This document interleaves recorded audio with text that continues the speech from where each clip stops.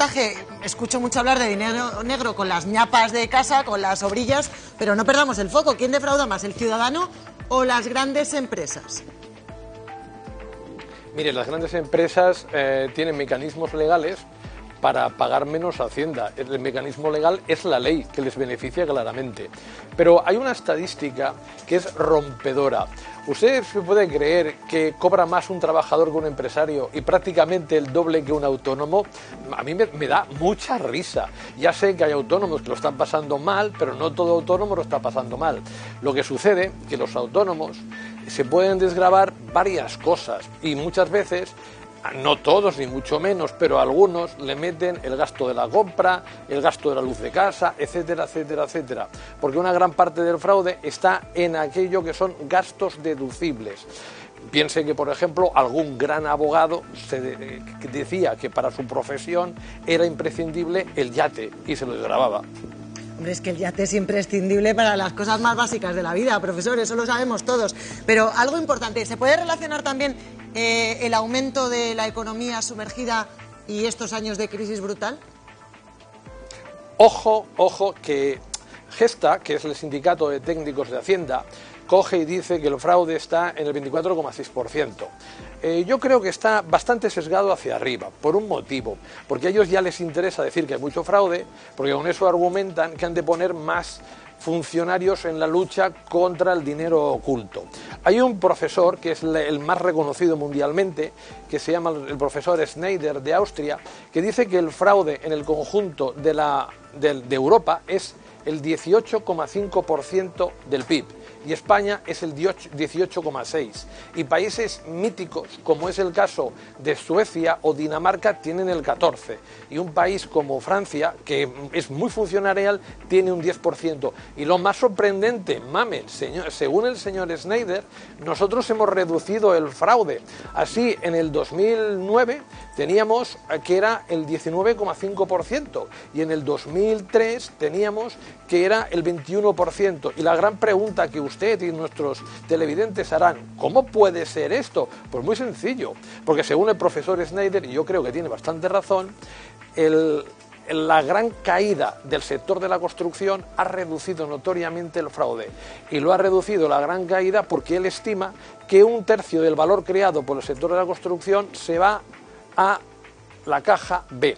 Además, se ha combatido más el fraude fiscal, ahora se ha ido por los grandes abogados, por alguna gran figura que antes no se iba, ha habido normativas contra el fraude fiscal, no solo en España, sino en Europa, y en conjunto ahora se ha reducido. Esta historia de que como estamos peor hay más fraude, no, porque aquel que perdona el IVA, aquel que realmente no necesita para comer, no es tanto como grandes bolsas que se operan cuando, por ejemplo, se paga un solar con el dinero que uno tiene en el forro de un pantalón.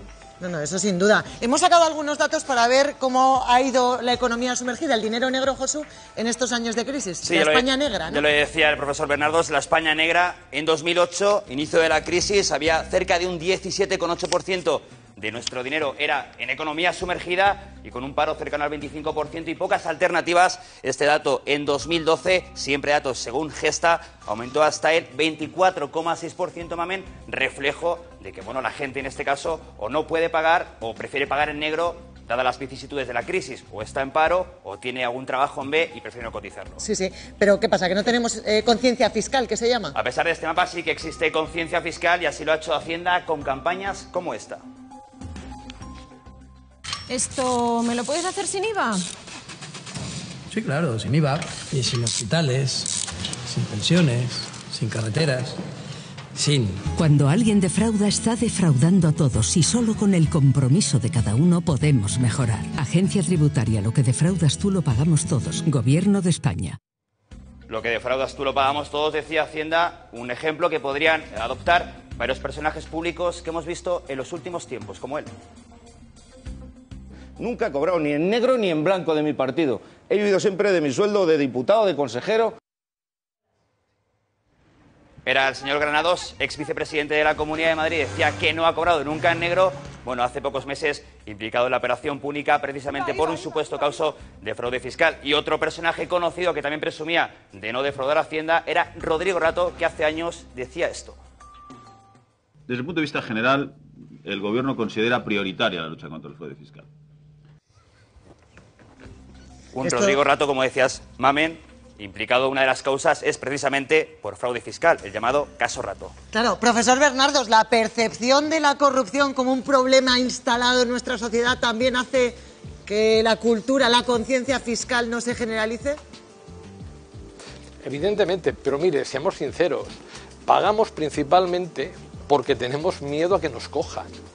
Sí que puede haber una serie de personas que sean de una integridad impresionante, pero si no hubiera esta situación de que Hacienda se entera de casi todo, pues mucha gente intentaría hacer alguna trampita, pero cuando ve algunas personas que hacen la trampita y Hacienda les coge, el miedo hace que, oye, no quiero problemas, por lo tanto voy a declarar prácticamente todo lo que sea.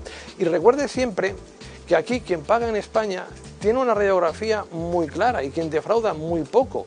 Es una persona que trabaja por cuenta ajena y que no tiene prácticamente ninguna renta bursátil, ninguna renta que le viene del mercado inmobiliario, y aquel tiene muy difícil de lo que cobra no declararlo a Hacienda. Puede hacer alguna trampita con alguna reparación que le hagan, pero principalmente por el otro lado. Las grandes empresas, que les recuerdo que solo pagan el 6,1, tienen legislación a medida, y lo que es empresarios y autónomos, aquí está la historia de los gastos deducibles y sobre todo el hecho de que no hay capacidad para investigarlos, porque España, de la zona euro, es el país que tiene menos inspectores de Hacienda, y en esto tiene razón Gesta, por habitante.